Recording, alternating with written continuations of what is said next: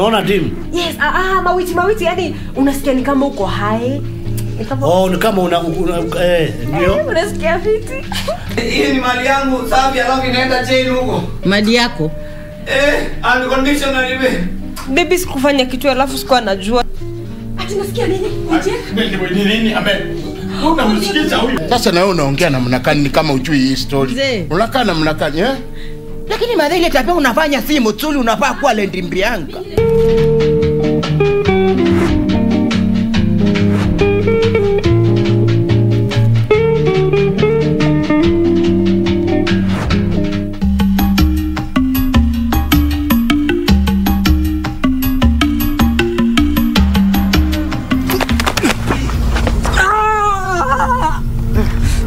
Kabisa unanikana mimi sikujui wewe na unijui. Nimekusahau. What the hell is this? What the? Chani, unafanya nini? Wachana na yeye. What? Of course you lied to me. Oh my goodness.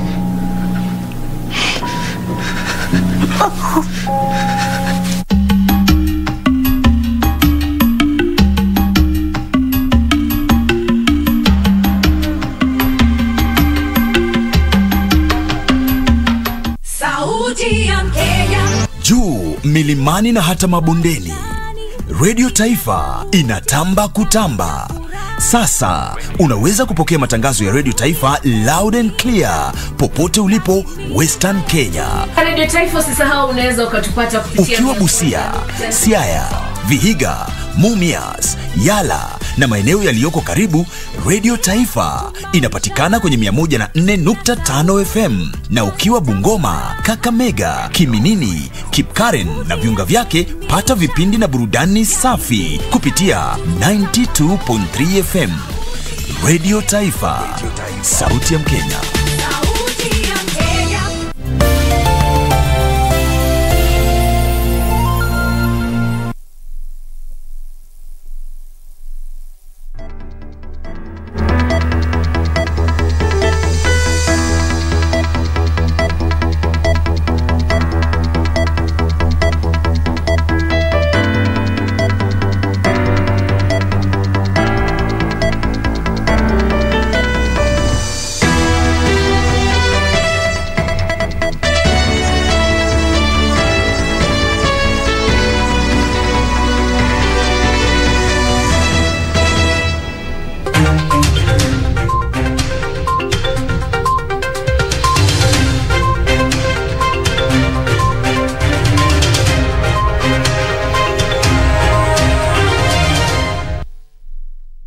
Good evening, welcome to Prime Edition. I am Cynthia Nyamai.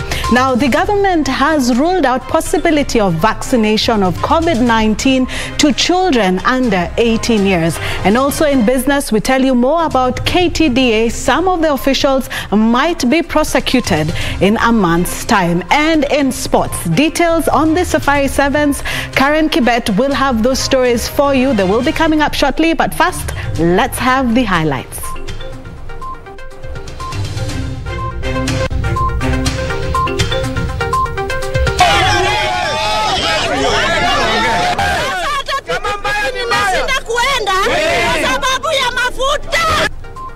Irate motorists stage protest over high fuel prices.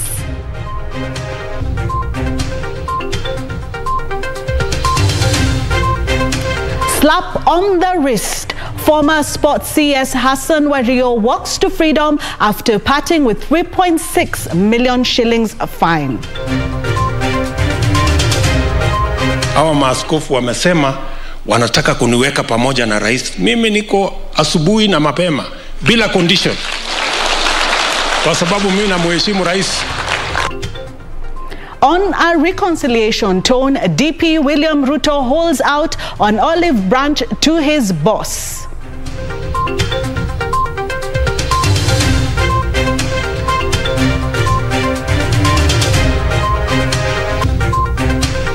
And at a breaking point, Central Bank of Kenya raises the red flag over rising public debt.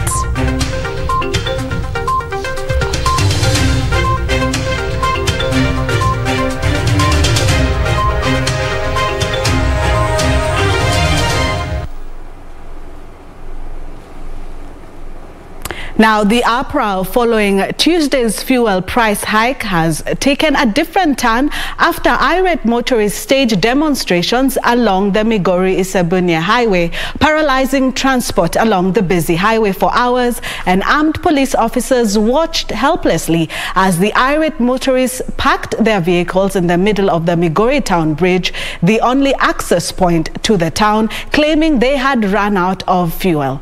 The development coming even as Motorists Association of Kenya called for the immediate disbandment of the Energy Petroleum Regulatory Authority (IPRA) for failing in their duty. For the better part of Thursday, transport activities along the busy Migori-Isabunia highway came to a standstill as motorists blocked the busy road.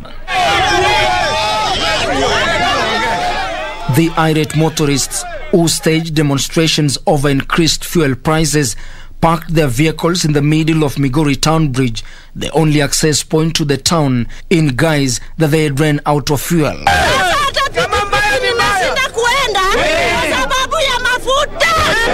Tunataka kujua ni nini makosa tumefanya, ndio maana kila siku bei ya mafuta inaongezeka. Ikifika wakati wa kura wanatubembeleza, wanatushwawishi na sukari.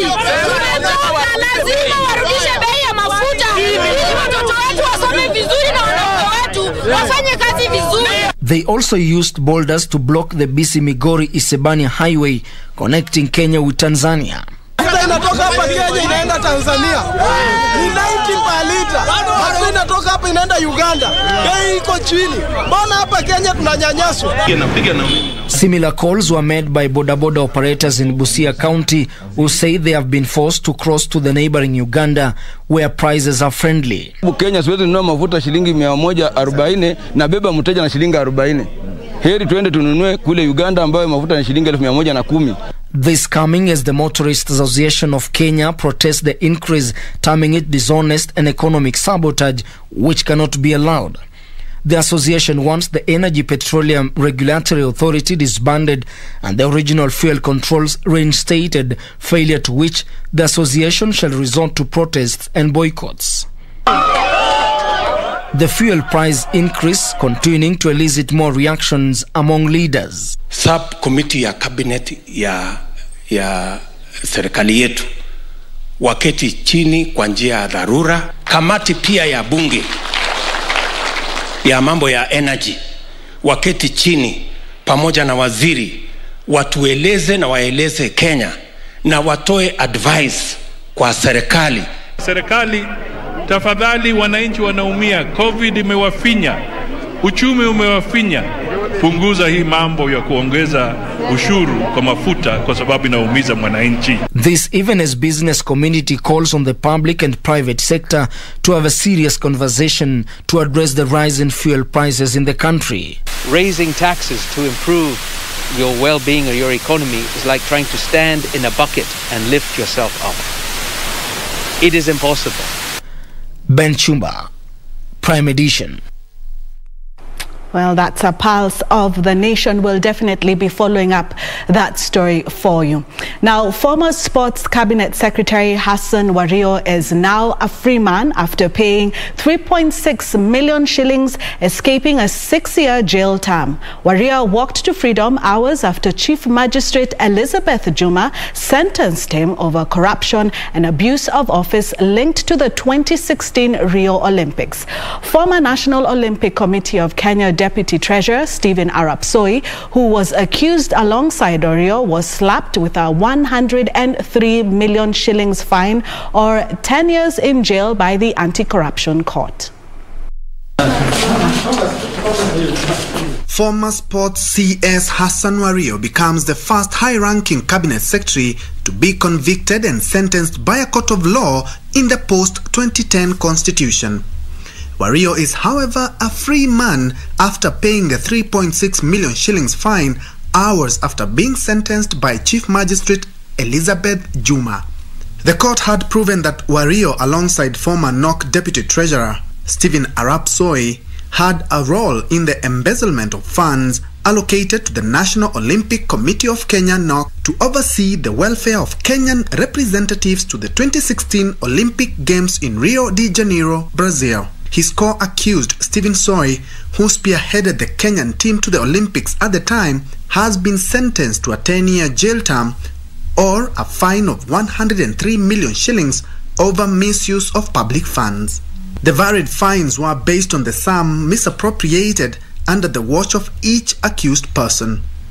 According to the court, 88.6 million shillings meant to buy air tickets and sports apparel for team members was instead pocketed by ministry officials.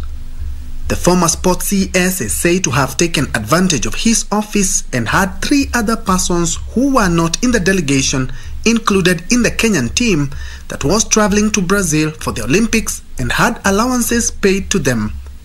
Soi has 14 days right of appeal.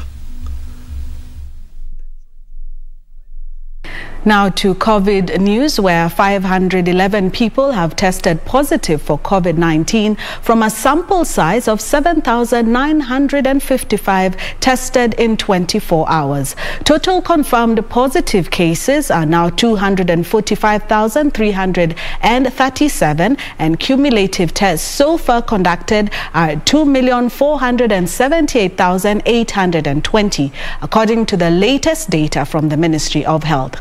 From the new cases, 488 are Kenyans and 23 are foreigners. The positivity rate is at 6.4%. So far, 469 people have recovered after 273 patients were given a clean bill of health. A total 4,961 have succumbed since the pandemic was first reported in the country last year. The number includes 12 deaths reported in the last one day from facility record audits in the month of March, April, May, July, August, and September 2021. Over 226.64 million people worldwide have been infected, and more than 4.66 million have lost the fight. Now, moving on, the government has ruled out administrating the Pfizer Biotech COVID-19 vaccine to children under the age of 18 years. Health Cabinet Secretary Mutahi Kagwe maintained that despite the vaccine being administered to children in other countries, Kenya will not go the same route. The first batch of the Pfizer Biotech vaccine from the US is expected on Friday, and Sinopharm vaccine from China arrives on Saturday. The Ministry of Health remains adamant only those above 18 will be immunized against COVID-19, with priority being given to those above 50 years unless in special circumstances. Yes, we are expanding the areas of vaccinations. We also depend on the advice that we are given by the manufacturers of the vaccines, so that we do not enter areas that the different vaccines are not suitable for. Currently, we are not vaccinating children just openly. Health Cabinet Secretary Mutahi Kagwe urging those not vaccinated to take advantage of available doses and not to be selective. The only reason why people are talking about Johnson is because it's a single shot. It's a single shot vaccine. But it doesn't make it necessarily better than the others. And in terms of efficaciousness, for example, there are some other vaccines that have got a higher efficaciousness as far as we know. So what I would like to urge, when you get a vaccine that has the approval of the World Health Organization, don't wait for another one. Speaking when he commissioned over 30 newly renovated state-of-the-art biomedical laboratories at the Kenya Medical Research Institute, KEMRI, Kagwe underscored the importance of research in dealing with infectious outbreaks. Zile machine ambazo zimewekwa hapa ni kuzuia siku moja kusije kukawa na shida hiyo ya kwamba kama ni COVID-19 viruses zinatoka nje, watu wanashikwa na hizo huko nje, ama watu wanaingia wanazitoa wanatumia na njia mbaya. Kwa hivyo hii ni kazi muhimu sana. And these newly refurbished state-of-the-art laboratories funded by the Defense Threat Reduction Agency, otherwise known as DTRA, will significantly enhance Kenya's biosafety, biosecurity, and biosurveillance capabilities. They will also play a critical role in detecting, diagnosing, and reporting disease outbreaks. The laboratories are expected to strengthen human resource and research infrastructure development in the country. Meanwhile, Cabinet Secretaries Dr. Fred Matiang'i of Interior, Mutahi Kagwe of Health, and Nairobi Metropolitan Service Lieutenant General Mohamed Badi have launched 3 hospitals in Nairobi. The hospitals, which included Ngundu Level 3 hospitals in Ruai, Nairobi, are part of the government's agenda to improve service delivery. Wakati huu na huku mbeleni sasa tunaenda kwa hiyo maneno ndugu yangu Mutea amesema huu mjadala ambao unakuja huku mbele. Tuzingatie usalama wa nchi yetu kwa sababu bila usalama hatuwezi kufanyika maendeleo kama haya. We have treated 85,000 Nairobians so far. Na bado tunaendelea, bado tuko na hospitali nyingine 13 kufungua, so miradi hii inaendelea. The hospitals will serve residents of Kamolo and Ruai, Zimmerman and Gomongo. Suleiman Yeri, Prime Edition.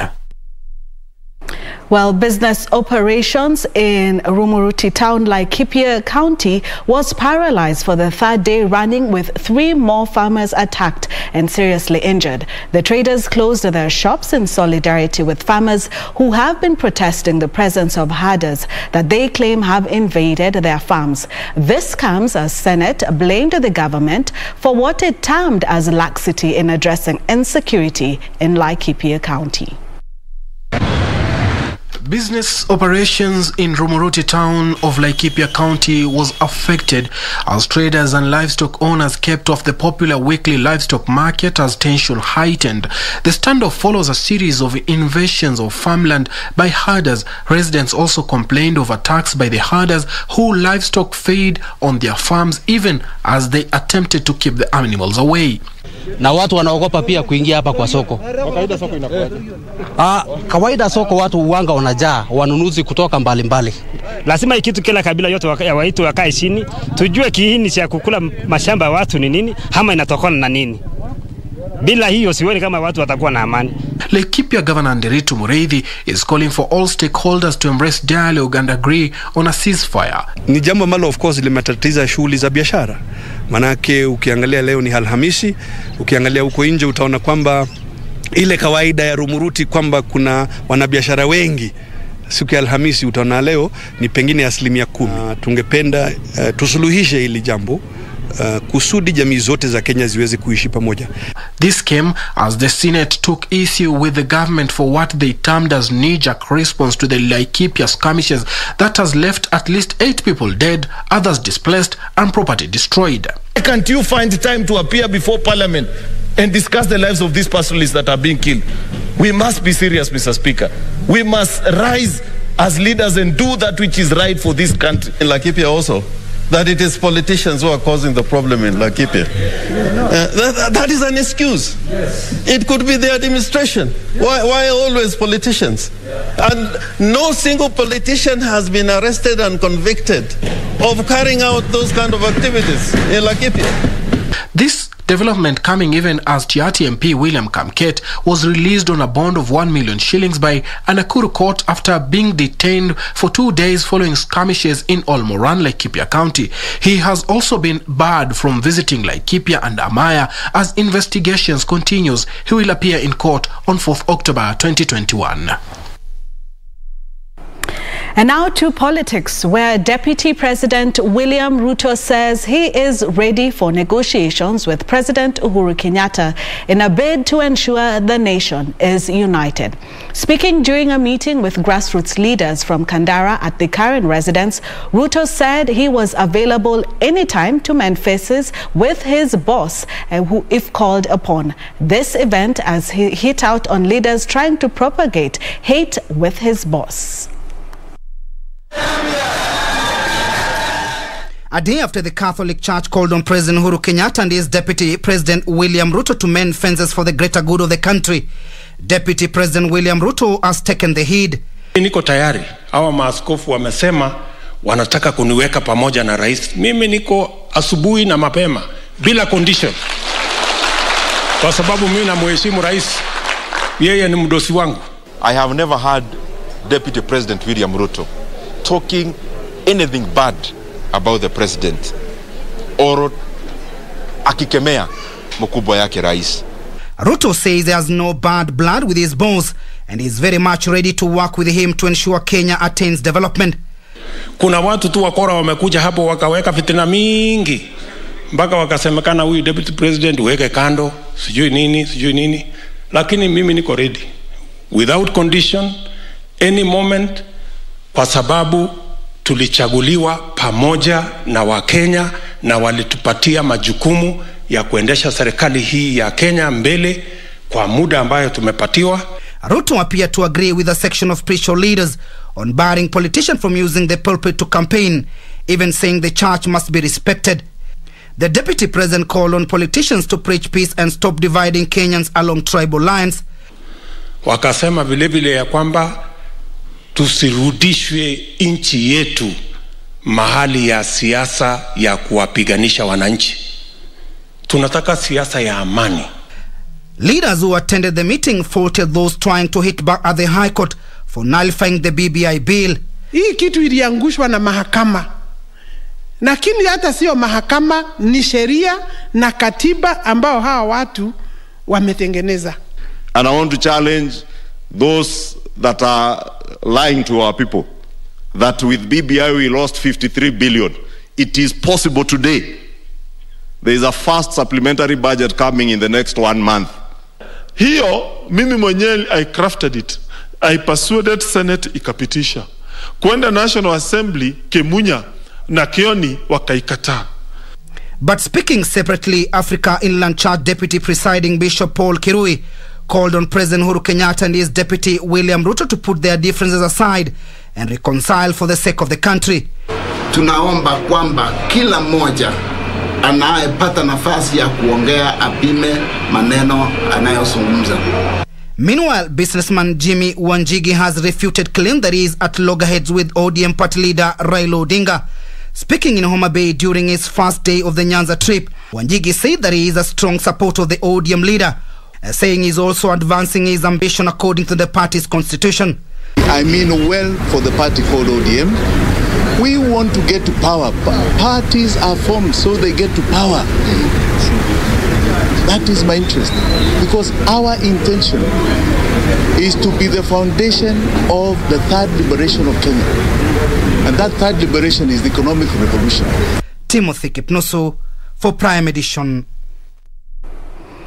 Well, we take a short break, but when we come back, Central Bank is calling for the government to bring in efficiency in public spending. That and more coming up shortly.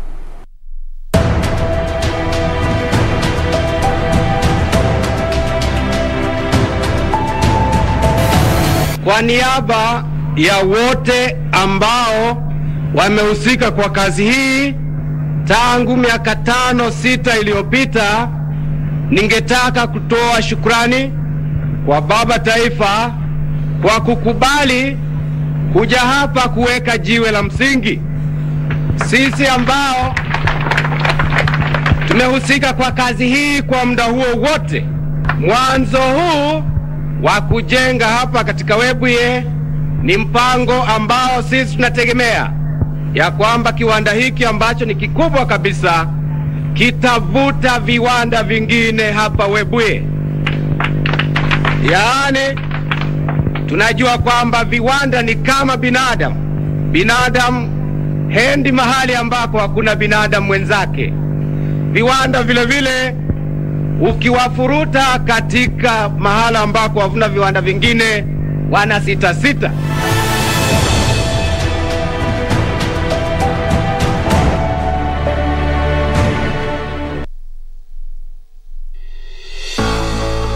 The transformation of the public service in Kenya is in top gear. What are the opportunities and what are the drawbacks? I see a public service not long from now. We already are nearly there. A public service that is comparable to the best around the world, which means a public service that lives up to the expectations of what scholars these days call institutional development. This week on Inside Government, we talk matters public service transformation here in Kenya with the Kenya School of Government Director General Dr. Ludeki Chwea, right here on KBC Channel 1.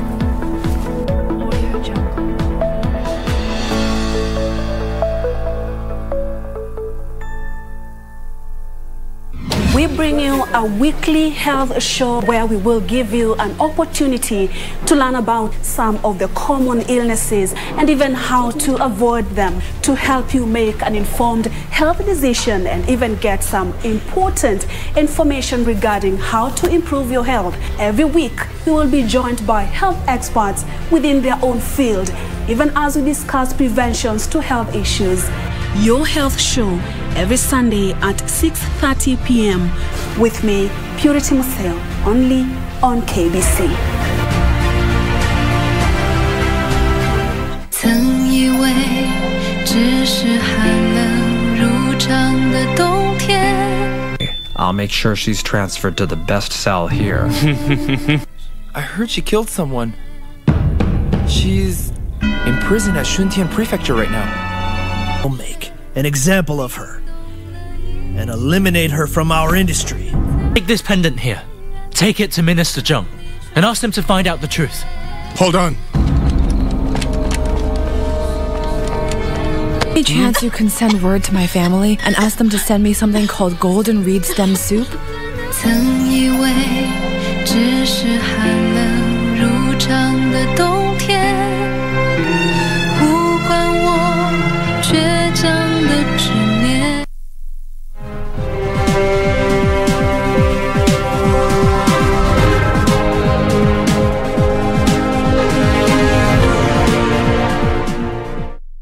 Welcome back, and now let's catch up with business news. Central Bank Governor Dr. Patrick Njoroge is calling for efficiency in public spending to address the rising public debt.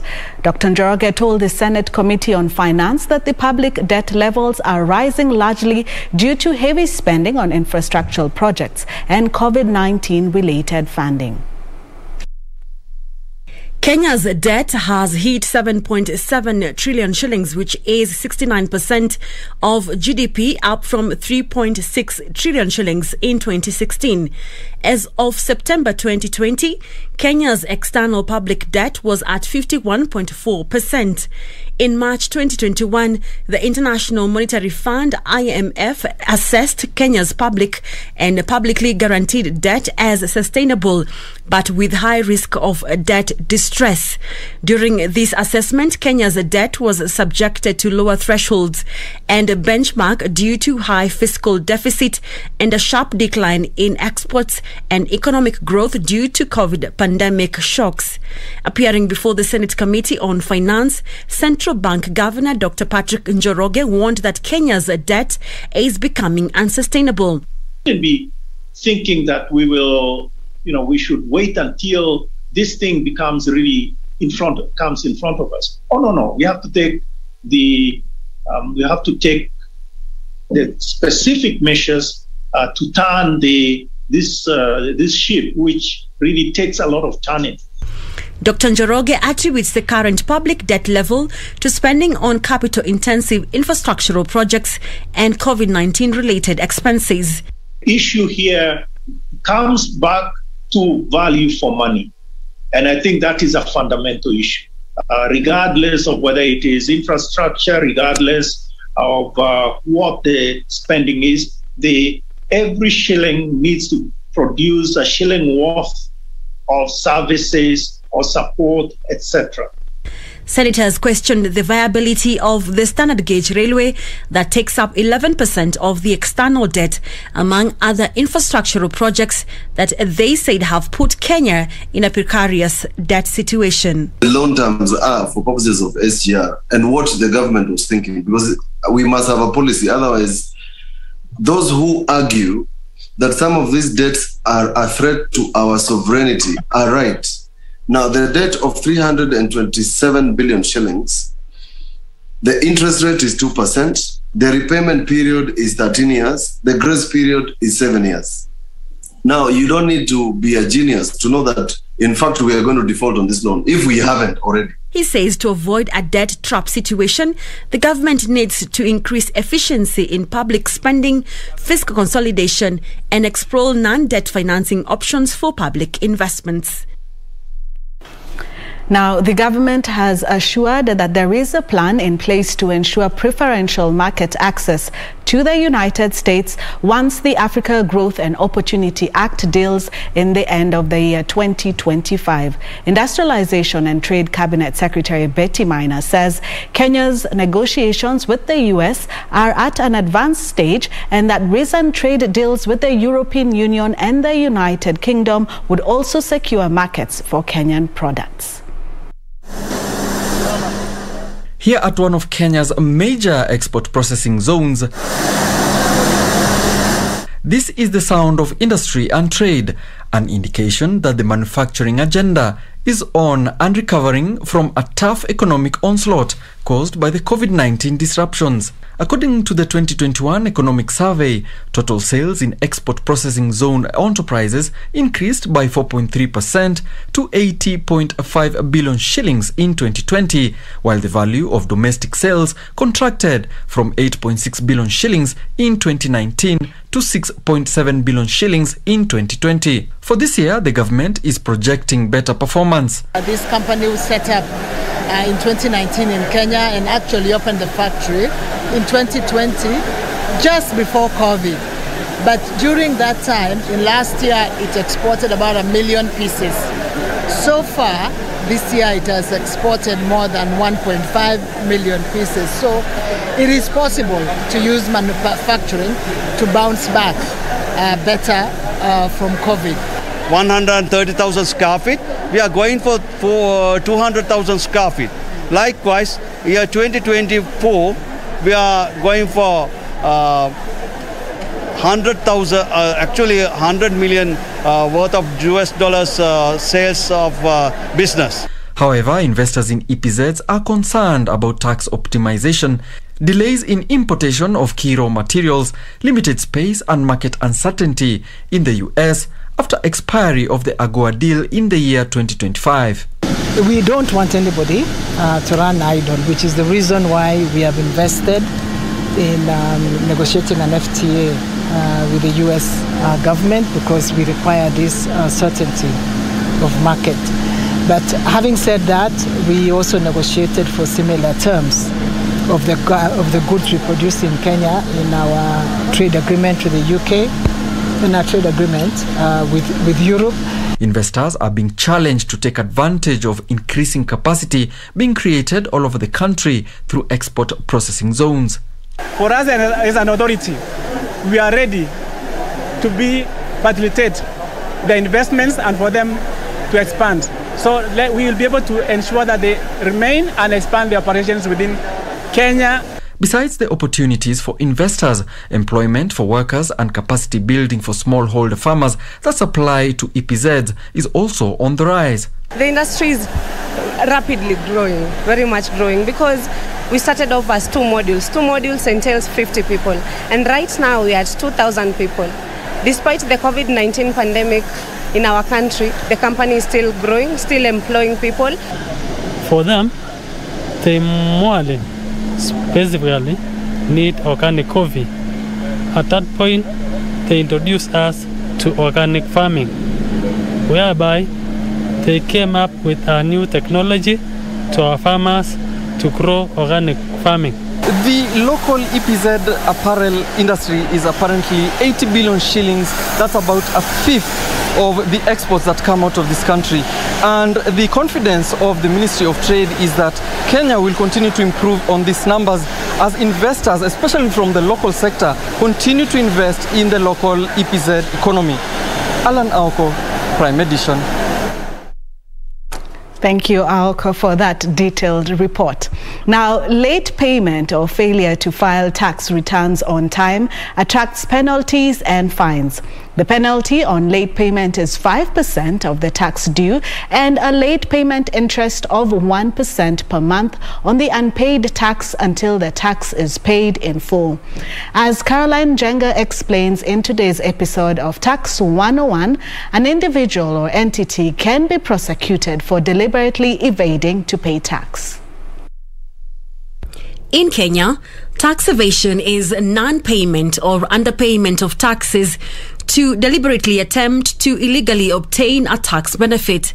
This comes in many forms, which include forging books of accounts, using cooked statements, failing to register as a tax entity, failure to furnish tax returns, and not paying due taxes. Late or failure to pay taxes attracts penalties and fines. If you commit a tax fraud by either lying in your tax returns or not filing your returns altogether, you may be subjected to criminal charges. An individual or an entity can be deemed to have evaded paying taxes if they fail to disclose their annual income tax fully. Failure to register or deregister for tax purposes will lead to a penalty of 100,000 shillings per month, but not more than 1 million shillings. Failure to return records and documents will subject you to a penalty of 10% of the amount payable to which the document relates. Where no tax is payable for the reporting period, 100,000 shillings shall apply as penalty. Failure to deduct payee, account for it, or to submit a certificate upon request attracts a penalty of 25% of the amount of the tax involved, or 10,000 shillings. Omission of income from tax returns, under declarations of income, or deliberate default on an obligation will land you a fine of 10 million shillings or double the tax evaded, whichever is higher, or imprisonment for a term not exceeding 10 years or both. The law further penalizes those who assist a taxpayer to create a tax avoidance scheme or aid a taxpayer to evade tax by fining them an amount equal to double the tax evaded, or a fine not less than 5 million shillings, whichever is higher, or to imprisonment for a term not exceeding 5 years, or both. Caroline Jenga for Prime Edition. Now, former top officials of the Kenya Tea Development Agency could be prosecuted in a month's time over misappropriation of the agency's resources. Agriculture Cabinet Secretary Peter Munoz says a multi-agency team is finalizing its report that, among others, recommends prosecution and seizure of assets as well as staff rationalization at the tea agency. A multi-agency team undertaking a forensic audit on Kenya Tea Development Agency KTDA operations will make public its report in a month.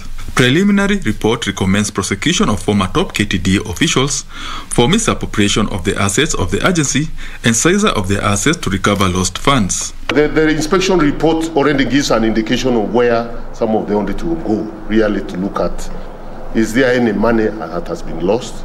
Are there any assets that have been taken away or squandered that belong to farmers? The report is also expected to call for staff rationalization and merger of KTDA subsidiaries in a bid to reduce operational costs. The cost of running factories, the cost of running the subsidiaries, what do we need to do to reduce those costs? Are there some unnecessary expenses that we spend farmers' money on that could actually have helped enhance the farmers' earnings? The government has directed that all imported tea fertilizer be transported by the standard gauge railway from 1st November this year to reduce transportation costs. Fertilizer is now wholly being transported through SGR from Mombasa. The trucks that are transporting are doing the last mile from Embakasi now. To reduce warehousing expenses, all tea will be stored at the Kenya National Trading Corporation and KTDA facilities.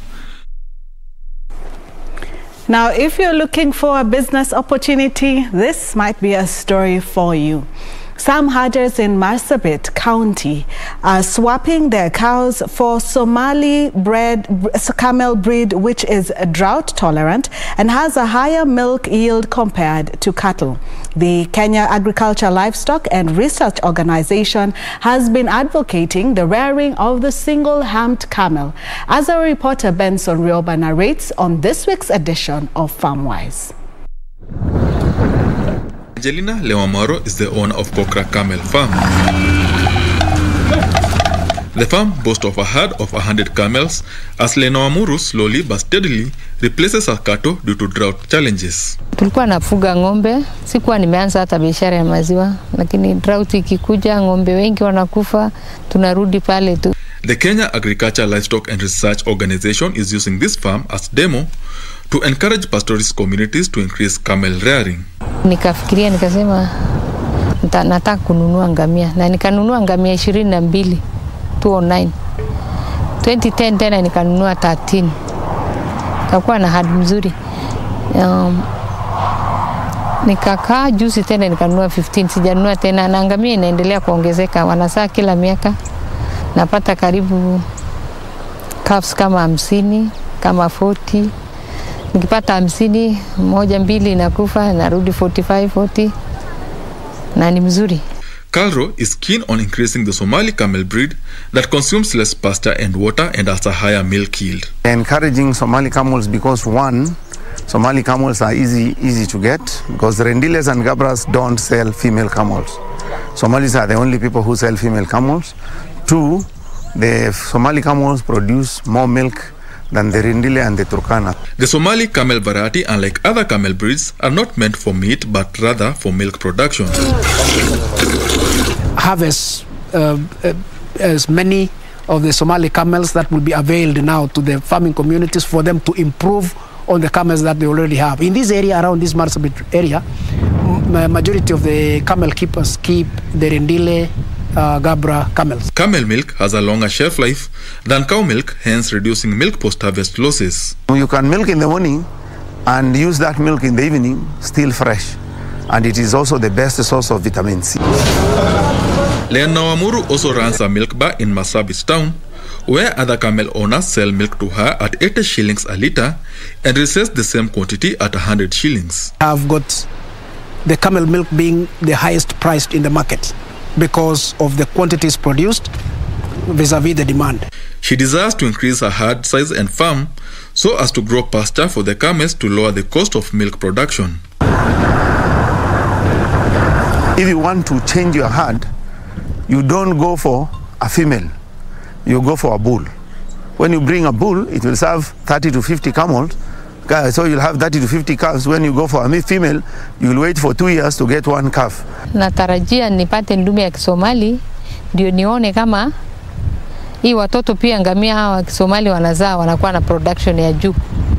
Kwa hivyo ninatarajia tutakuwa na production ya juu ya maziwa na pia farmers wenzangu wataweza kupata hizo ndume na watanunua heifers kama wanataka ndio waweze kupata maziwa mingi.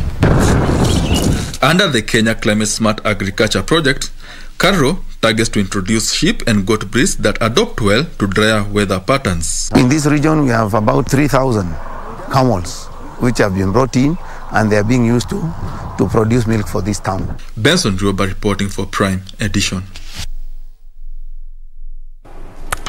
Just seen a message by Dan Musambi saying, great stuff, how much is a camel? Well, that's a business opportunity and you can do your research to find out more on that. Well, there is a need for Kenyans to step up social protection strategies as a way of addressing extreme poverty and the various risks that contribute to vulnerability of some members of the society. This is according to Nairobi Securities Exchange CEO Edward Odundo, who says there is a rising trend in adoption of universal social protection funds by countries. This emerged during the launch of the Association of Pension Trustees and Administrators of Kenya that will champion transparency and good governance in the pensions industry. I'm sure where you sit, you have seen layoffs. We have seen at the authority request for suspension of contributions. We have seen requests for access to withdrawals, and we have seen requests to not comply with some regulations that we enforce. So you see where we are is as a result of the impact of COVID, but I think the situation is now reversing. I think technology has to come in, and that way they'll be able to get an interest into this. And of course, more education, more communication coming through, I think is important. The Energy Committee of the National Assembly Thursday called off a meeting with Kenya Power Board after the utility firm's Vivian Yeda showed up alone. Of the aggregated legislators demanded that all members of the board of the directors appear to the field questions on illegal tender awards and alleged interference with the management of the utility firm. And it is sad sometimes when you look at the status of KPLC. Members here, in so many instances, have been complaining. I'm saying members of the Energy Committee, by and large, the whole country, on matters to do with the supply and demand of electricity. So we have enough supply, the demand, but the demand again is curtailed by not metering customers. There's no single week that the board does not sit and manage the affairs of KPLC. It is in record, it is clear, and we want to bring you up-to-date information. Give us up-to-date information on the register, the attendance, the number of minutes, the issues and the agenda that has been on the table. We want a conclusive and up-to-date report as regards the management of KPLC by the board. We are elected members, and we have 5 years contract with Kenyans. Our work is to oversight and to see what this board is doing. When it comes to the attendance of my colleagues on the board, I wish to state very clearly that this board, as you have stated elsewhere, is always able to convene and to address matters to do with KPLC.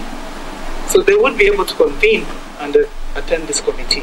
Okay. The only challenge that I think we had is that we received the letter on Monday, and because it was so important that we attend, we decided to go ahead. We did not ask for another date, or because we thought we should be here, and that's why we are here. And we will be able to convene at another date, the full board, to be able to attend this meeting. Google and the Kenya Women Parliamentary Association have announced a collaboration aimed at improving gender equity, diversity and inclusion within their organizations and the workplace. Google is offering free training and tools to help equip SMEs, entrepreneurs, software developers and the education sector with skills to grow their careers and businesses. The collaboration between Google and the Kenya Women Parliamentary Association will see the expansion of Grow with Google Digital Skills program to reach to more women, girls and underrepresented groups in Kenya. The parliamentarians are expected to mobilize members, constituents, entrepreneurs, students and emerging women leaders to enroll to Google's training program. I look forward to an opportunity where the Google team will work with KEWOPA members to train our media and our social media teams on how to package the remarkability about women politicians. Among the cultural norms, social barriers that girls, women and other underrepresented groups often face, it is the negative social perception about their self-promotion that holds them back from being outspoken about their accomplishment as compared to boys. Since the launch of the program in 2016, over 1 million job seekers, students and SMEs in Kenya have been trained on new digital skills. This includes 15,000 developers, and we continue to expand the program to support more SMBs and developers over the next 2 years. Alex Gakuru, the executive director, Code IP Trust, said that his organization works with partners to promote technology rights in areas of policy, law and regulation. A non-profit organization that promotes technology rights. We defend technology rights in the realm of policy, law and regulation. Over the years, we have engaged with policymakers, legislators and relevant regulators in our pursuit of technology. A study by Kenya ICT Authority found that women and girls are underrepresented in the technology space. Now let's take a short break. When we come back, sports with Karen Kibet.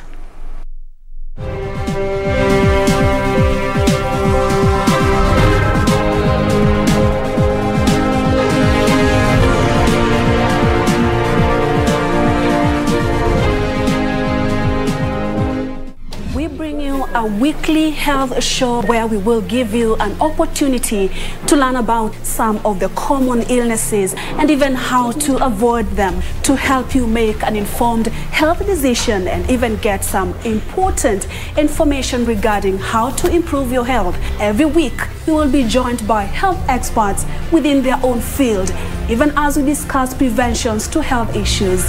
Your Health Show every Sunday at 6:30 p.m. with me, Purity Museo, only on KBC.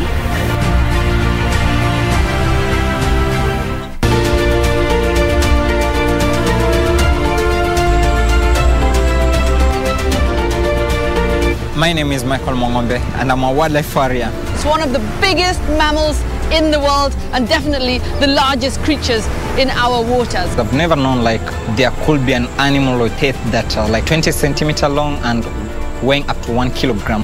The first thing you'll see is a puff, something like a little geezer, and that's for sure a sign that there's a whale around. There have been less information about whales' presence in Kenya. This is Wildlife Warriors with me, Paula Kahumbu.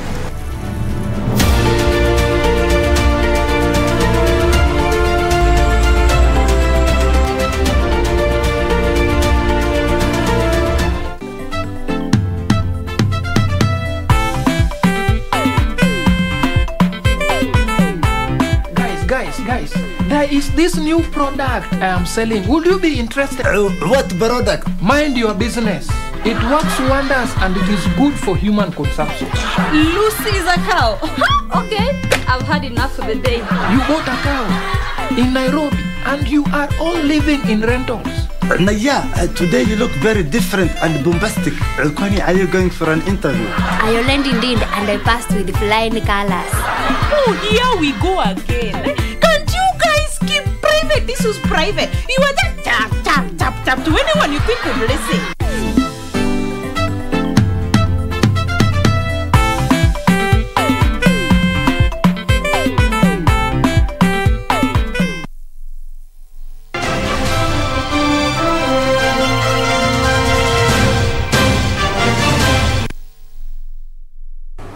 Welcome back. I do hope your evening is treating you well. It's now time for us to take a look at what's making headlines in the world of sports. My name is Karen Kibet. Now, the Kenya national men's volleyball team returned home today afternoon from Rwanda, where they competed in the African Nations Championships, finishing 9th overall. Their lady counterparts, Malkia Strikers, whose continental tournament is still ongoing, defeated Burundi by 3 straight sets in their last pool match. The national men's volleyball team safely landed back in the country from Kigali, Rwanda, where they took part and finished 9th in the African Nation Championship.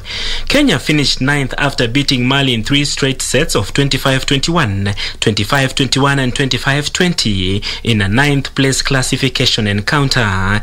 Egypt beat Morocco 3-1 to finish 3rd. Finalists Cameroon and Tunisia will now represent Africa in the 2022 FIVB Volleyball Men's World Championship. Their lady Lady counterparts Malkia Strikers defeated Burundi 3-0 in their final group match, but they had already qualified for the semi-final. Malkia Strikers easily saw off Burundi in sets of 25-8, 25-9 and 25-11 as they prepare for the semi-final that will see them book a place in the World Championship if they pull through. The Volleyball World Championships will be held in Russia next year.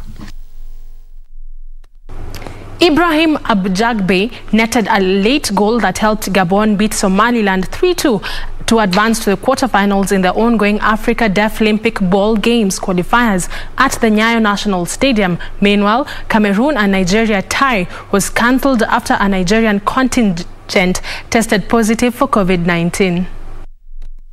Gabon showed a splendid performance in the first half and opened the scoring through Zeng Drisi in the 10th minute before adding a second goal in the 56th minute through Musa Onenga.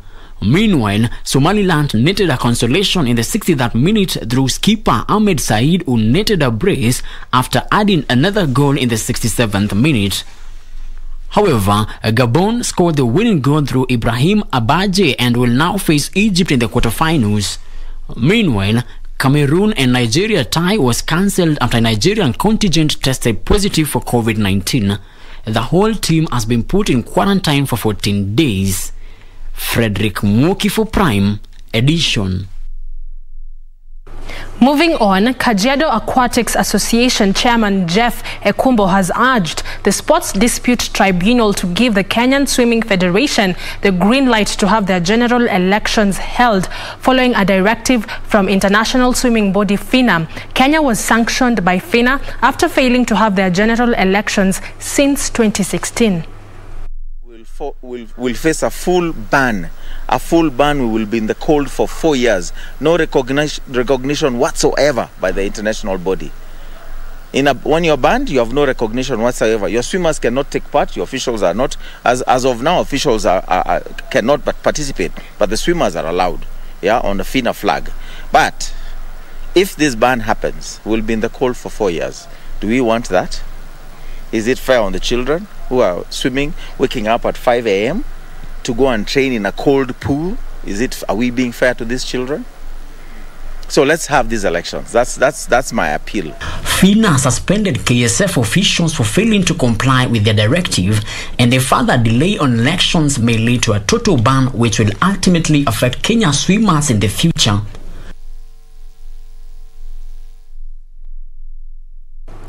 Manchester City opened their Champions League campaign with a 6-3 victory over Leipzig at Etihad Stadium as Liverpool claimed a 3-2 victory over AC Milan. Real Madrid launched their campaign by beating Inter Milan 1-0, while Sporting Lisbon suffered a 5-1 defeat to Ajax. One of this season's UEFA Champions League were played last night. Manchester City, Liverpool, Real Madrid and Ajax registered wins. Good ball in, oh, it's an own goal. Particular crown. Real Madrid qualified, went on to reach the semi-finals where the 13-time winners were beaten by the eventual champions Chelsea. Camavingo. It's a nice touch from him and it's put away by Rodrigo, and there was one last chance and Real Madrid have taken it. Camavinga played his part and Rodrigo just snaked across the front of Inter. And Sporting Club de Portugal realised their long-held dream to be the toast of the domestic game once. Anthony cutting in on his left foot, getting a shot in anger, and he hits the post, and Sebastian Haller dips his head.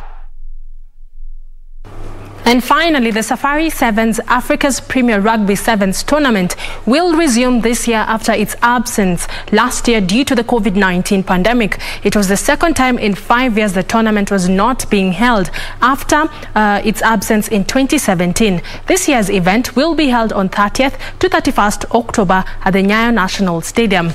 And that's all we had for you right here at the KBC Sports Desk. Tomorrow we will definitely bring you more informative and thrilling sports news. Same time, same place. Do have yourself a lovely night. My name is Karen Kibet, but I do hand you back to Cynthia Nyamai. Thank you, Karen Kibet. I was just going through some of your comments and feedback. Joshua Osongo says he is watching all the way from Nyamira County. Anne Wangoi says that she enjoyed the camel story. Remember that you could always send us your feedback and suggestions on KBC Channel 1 on all our social media channels. That's it from the news desk, and from me and the rest of the crew, we wish you a good night.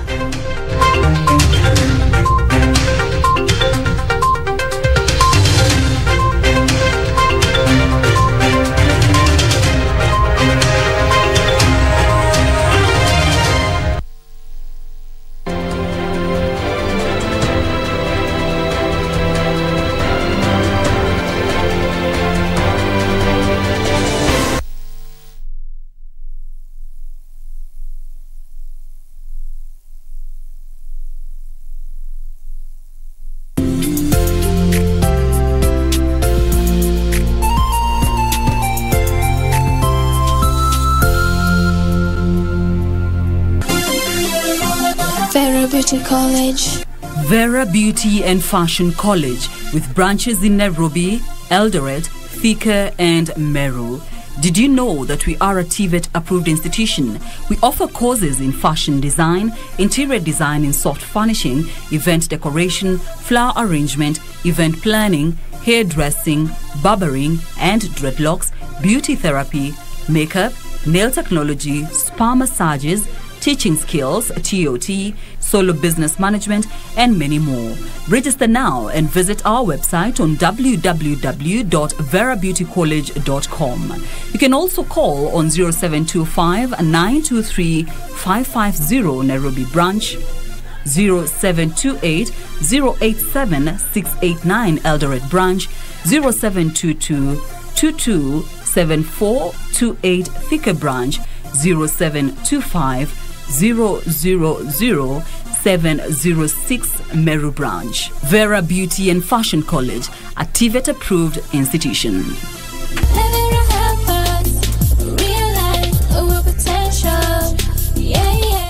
Usitegemee kupata jino lenye afya kwenye mdomo uliooza. Usikubali kupokea zawadi ya nguo kutoka kwa mtu aliyeuchi. Mapenzi ni kufaana, nifae ni kufae. Hisani ni njia mbili, nipe nikupe. Ila ni muhimu kufahamu kuwa sio binadamu wote watakushukuru hata watendeapo mema.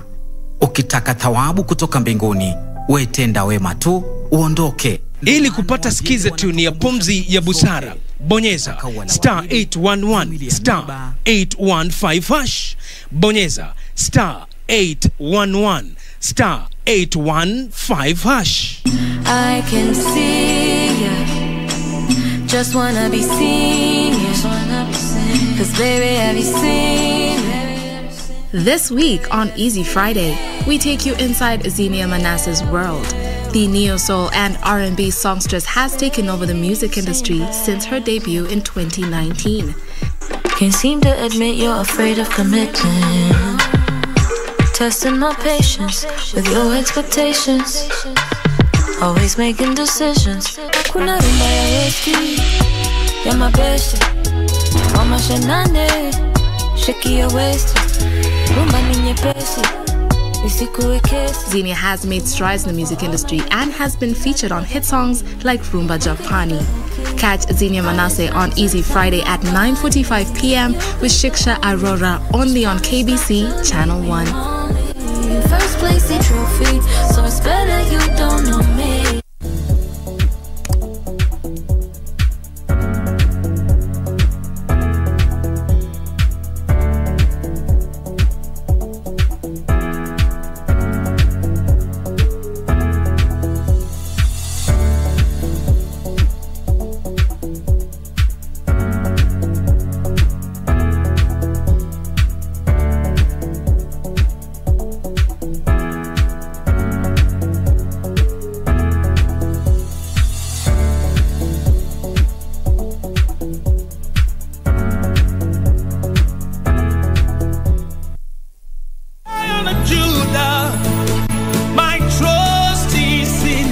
Jumapili hii kwenye runinga ya KBC, Ungana naye Askofu Michael Wanderi wa kanisa la Christian Foundation Fellowship Kiambu kuanzia saa 1 hadi saa 2 asubuhi. Ningetaka nikwambie, our Jehovah God, because the Bible says he is the same yesterday, today and forevermore. He is able to take you to a place of abundance. He is able to take you to Rehoboth in the name of Jesus Christ. Kipindi ni neno la neema, ukiletewa naye Askofu Michael Wanderi wa kanisa la Christian Foundation Fellowship Kiambu.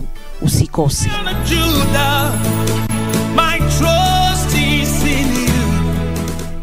We bring you a weekly health show where we will give you an opportunity to learn about some of the common illnesses and even how to avoid them, to help you make an informed health decision and even get some important information regarding how to improve your health. Every week, we will be joined by health experts within their own field, even as we discuss preventions to health issues.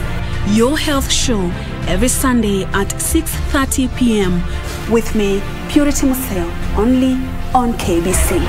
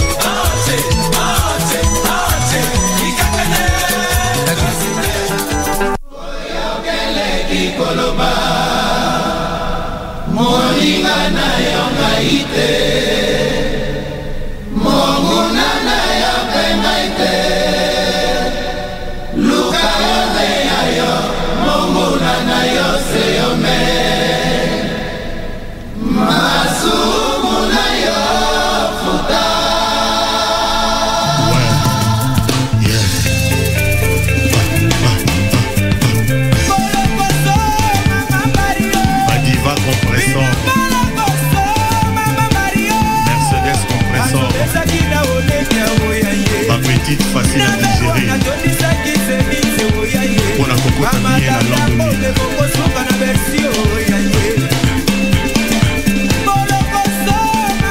J'ai bien mis Bazoka,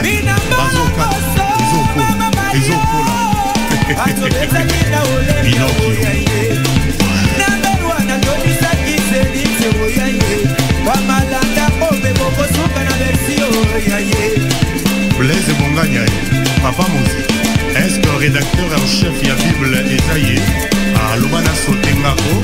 Ouais.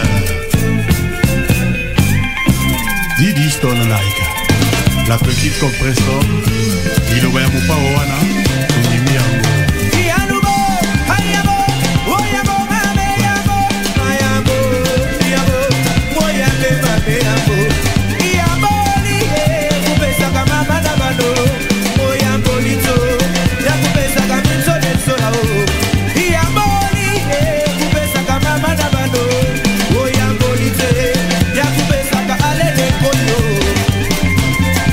Génie de la presse du Congo, Michel Ladilouya. Il y a les wagons et il y a la locomotive Grand Mopao. Toujours imité mais jamais égalé.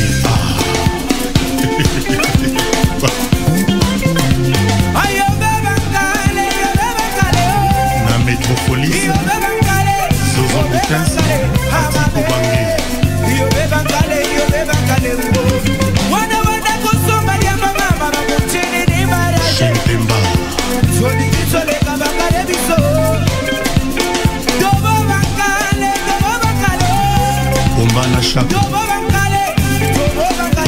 Ange Coyer, évangéliste.